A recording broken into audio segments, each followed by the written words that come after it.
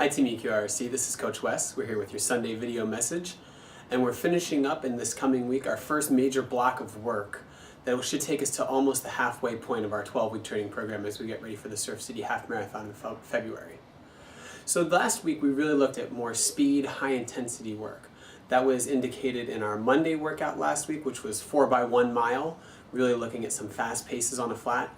And then we turned around this past Saturday and ran down on the peninsula and we did 3x2 miles, all at tempo pace.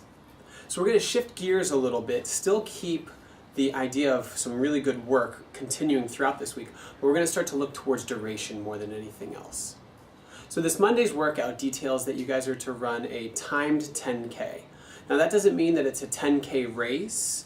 It just means that it's a 10K and hopefully you should be able to be somewhere around what your goal base pace is for the half marathon coming up in February.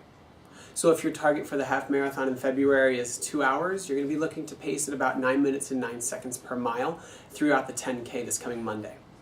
Conversely, if you're around 1:45 pace, that's about 8 minutes per mile, that's going to be your goal pace for this coming Monday. It's just kind of giving you a judge of where you're at as we enter the halfway point, in case you need to make any adjustments as we go into the second half of our training program.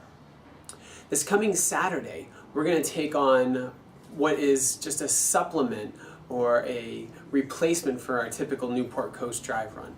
We're going to do a 7-mile workout this coming Saturday. We're going to leave from Equinox Newport Beach and we're going to run on Jamboree the entire way until we hit PCH. In there's about 5 good hills. And we're going to be looking to run strong up each of those 5 hills. Now that doesn't mean necessarily quick, but that just means trying to hold a nice even pace. So the goal for both Monday and Saturday is steady more than anything else. I'll talk to you guys a little bit more about Saturday's pace as we get closer to it. It will not be close to base pace because the hills will be a little too steep to be holding base pace, but the goal is just the endurance of it. So really, as we move into this week, our goal is spending some time on your legs and building up some of that endurance in the leg muscles. That endurance of the leg muscles is going to start to require that we're really adequately hydrated, and that's the one thing I want to talk to you about as we move through this week. As you go into tomorrow's workout, the 6-miler, and then Saturday's workout, the 7-miler, I want you guys taking in fluids while you're running. The standard rule of thumb is once you start to feel thirsty, you're already dehydrated. And once you feel dehydrated, your performance can slip somewhere around 5%, which for those of you that are targeting a very specific speed or pace, that's a big decrease. So you want to stay ahead of the hydration mechanism, or the thirst mechanism, I should say, by staying hydrated with either water or some type of electrolyte replacement. Now, neither of these workouts should they be so long that you should feel like you have to take in some type of an electrolyte, be it Cytomax, Gatorade, Accelerate, Powerade. But if you want to, go right ahead. That's what we're going to use these workouts for, is just to see what works best for you. So when you are working out tomorrow, if you're going to do it on a treadmill, just bring a water bottle or some type of electrolyte replacement fluid with you and look to take in fluids approximately every 15 minutes. Now, it doesn't need to be a ton, but just at least a couple of swigs every 15 minutes or so. When we get into Saturday's workout, do the same thing, approximately every 15 minutes, every mile, mile and a half, somewhere in that range.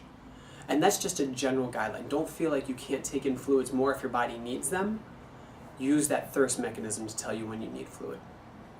One way to stay ahead of that thirst mechanism is to make sure you're appropriately hydrated going into the workout. So today being Sunday and Friday, which are your 2 days before our workouts this week, make sure that you're carrying a water bottle around with you and that you're taking in enough fluids so that when you go to the bathroom, you have mostly a clear stream. If you guys have any questions, I'd be happy to answer them. You know, you can always email me, text me, stop me in the gym when you see me. I'm looking forward to a little bit more long, slow distance and letting those legs get into a little bit more of an endurance groove. I'll look forward to seeing you guys this week on Monday. We're going to do this Wednesday rather than Thursday, and then we'll run again on Saturday morning. Take care.